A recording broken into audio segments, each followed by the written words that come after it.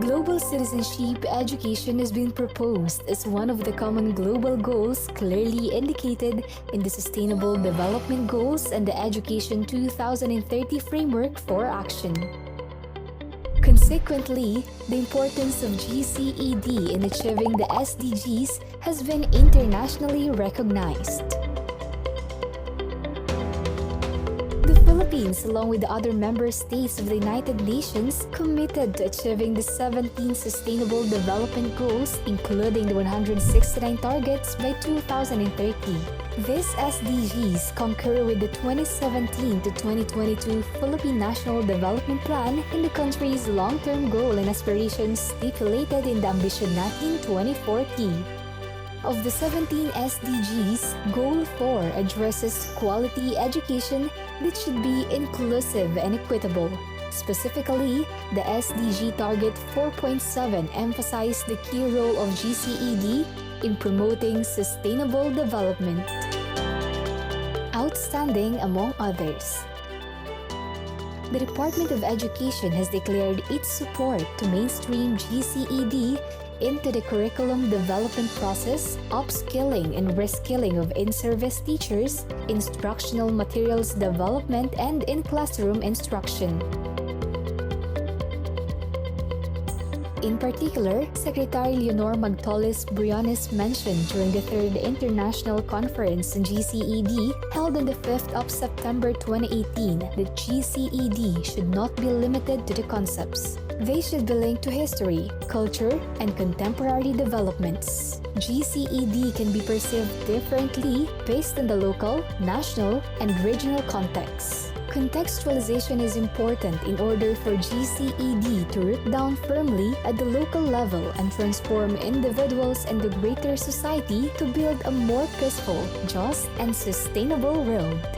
Participation of the Department of Education in the kick-off meeting of GCED curriculum development and integration reaffirmed its full commitment to integrating GCED into the national curriculum. In the first phase of the project, the country's situational analysis was carried out to explore the Philippines' educational system and settings, socio-cultural milieu, key stakeholders, and policy-making mechanisms. In parallel with the situational analysis, a capacity-building workshop was organized to further facilitate policy dialogue on advocating and promoting GCED in the Filipino context and to reinforce the awareness and understanding of GCED among key players and stakeholders by composing a curriculum development committee of the Philippines. Secretary Briones, the GCED can and should make an impact on the ground in everyday lives of people, especially living in difficult situations.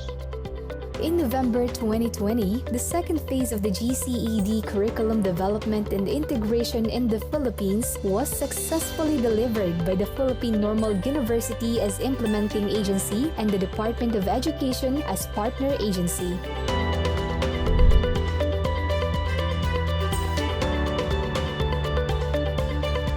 The Phase 2 had 4 objectives. First is to develop the Philippine GCED indicators.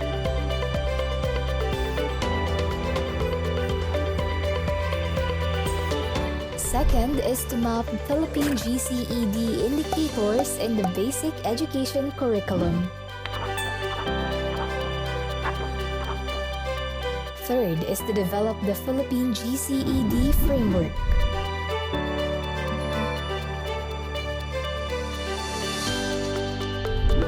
And fourth is to elaborate the GCED framework in the Philippine K-12 curriculum. The whole process of this GCED development and integration project in the Philippines has always been an engaging and participatory process of all the key stakeholders. The third phase of the project focused on the following objectives. First is to develop GCED lesson exemplars and manual.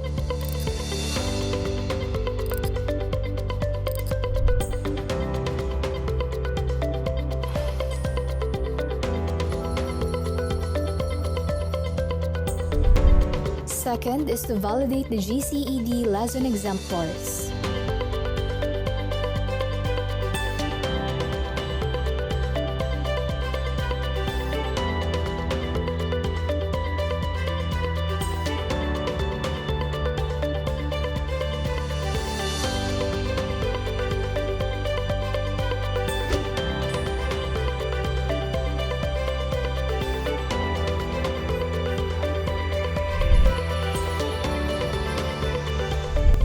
Philippine Normal University GCED consultants. Core team.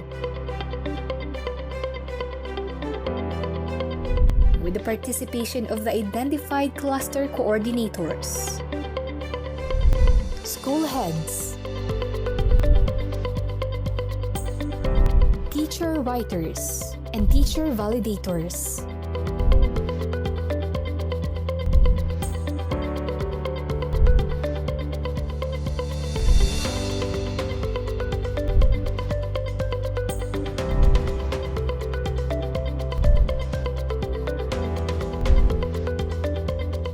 Pilot test, the GCED lesson exemplars and presentation of pre-recorded teaching demonstration videos of the lessons. Araling Panlipunan.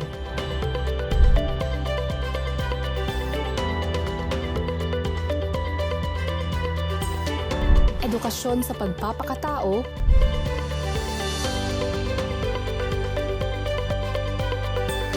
English. Filipino.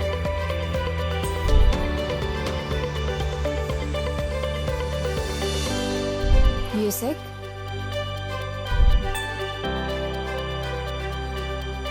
Arts.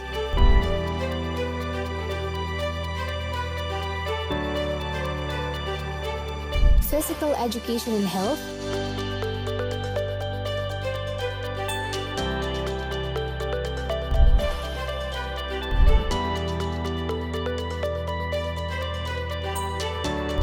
Science.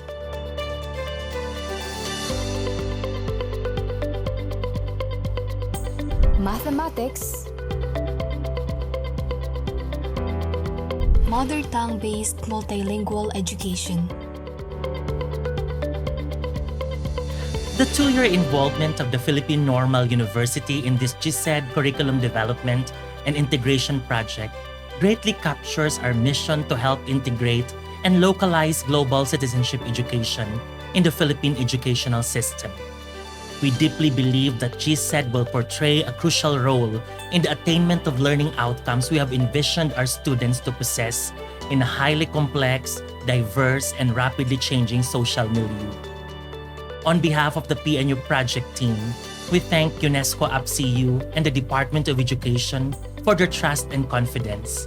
We also would like to thank all the experts, school heads, and teachers who actively participated in the mapping exercises, framework development and validation of lesson exemplars, among others, and ensuring that the project will timely deliver its expected outputs.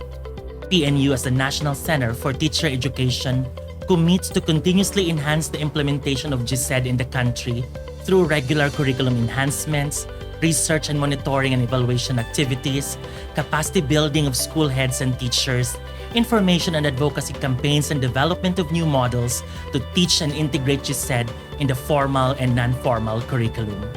Thank you and mabuhay!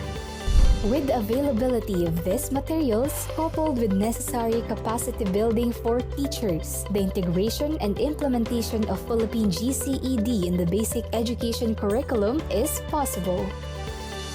We are one step closer to developing Filipino global citizens who characterize the GCED competencies needed to live and help build a just, humane, peaceful, and sustainable society.